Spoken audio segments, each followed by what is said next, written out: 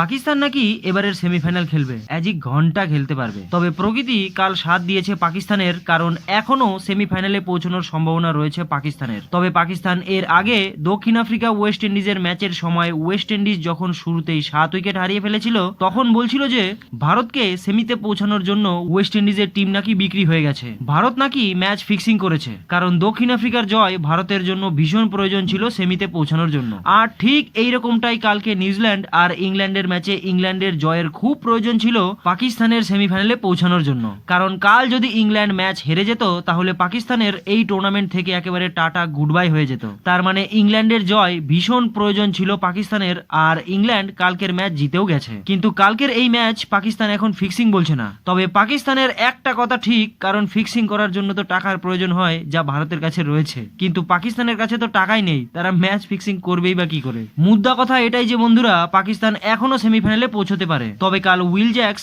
আর পাকিস্তানে জন্ম নেওয়া রেহান আহমেদ যে ইংল্যান্ডের হয়ে খেলছে, তারা দুজন লাস্ট 3 ওভারে ধুয়াধার পিটিয়ে ইংল্যান্ডকে জয়লাভ করিয়েছে। কিন্তু কাল রেহান আহমেদের খেলা দেখে আমি একটা জিনিস খুব ভালোভাবেই বুঝে গেছি যে পাকিস্তানের প্লেয়াররা খারাপ হয় না বন্ধুরা। তারা পাকিস্তানের টিম বাদ দিয়ে যদি অন্য কোনো টিমে গিয়ে খেলে তাহলে তারা খুব সুন্দর খেলে, যেমনটা রেহান আহমেদ কালকের ম্যাচে খেলেছে। তবে পাকিস্তানের আজকে শ্রীলঙ্কার সাথে শুধু ম্যাচ জিতলেই হবে না। পাকিস্তান যদি আগে ব্যাট ধরে তাহলে তাদেরকে 64 রান বা তার বেশি রানে জয়লাভ করতে হবে, আর যদি তারা পরে ব্যাট ধরে তাহলে তাদের 40 বল প্লাস বা তার বেশি বল থাকতেই ম্যাচ জিততে হবে, তবেই তারা সেমিফাইনালে পৌঁছতে পারবে। তবে আপনাদের কি মনে হয় বন্ধুরা, নিচে কমেন্ট করে অবশ্যই জানাবেন।